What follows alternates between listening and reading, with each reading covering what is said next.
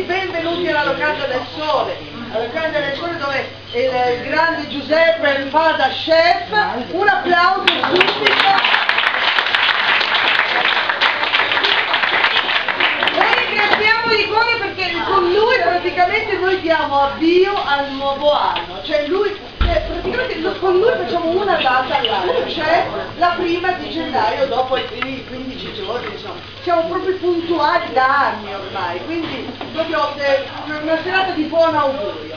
Quindi il nostro appuntamento annuale con la cena con delitto, serata particolare che vede l'arte culinaria insieme con l'arte teatrale sposata insieme, e naturalmente la prima cosa che entra in scena naturalmente cosa sarà? È la cena, ovviamente.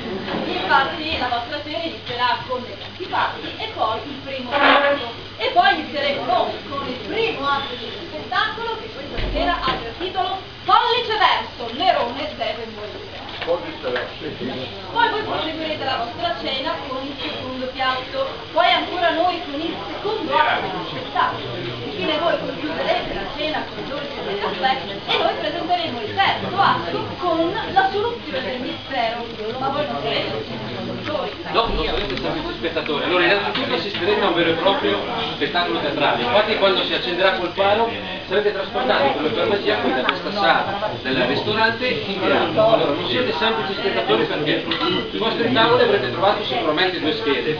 La prima è quella dove vi viene spiegato, diciamo, il caso di questa sera. Ci sono delle notizie storiche sull'ambientazione di Roma. All'interno non c'è niente, passate direttamente sulla quarta di copertina e troverete lo spazio per raccogliere gli appunti durante il primo ed il secondo atto. L'altra scheda è quella che vi mettiamo un attimino un po' più in causa. Allora, non siete semplici spettatori come diceva Cristina, ma stasera ogni tavolo sarà un nido di spie, quindi innanzitutto dovrete dare il nome al vostro nido di spie. Dopodiché dovrete dire cosa avete scoperto a furia di spiare, indicare chi è l'assassino di Nerone e poi le prove, indizi, moventi e quant'altro, sempre sulla stessa scheda.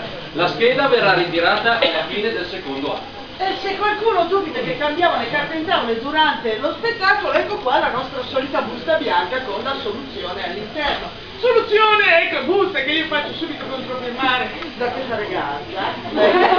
Sì, perché l'ho vista subito con la faccia da notaio, primo, secondo, la biro davanti e allora depositiamo subito, ci metta una bella firmetta, tranquilla, non ti chiedo nient'altro di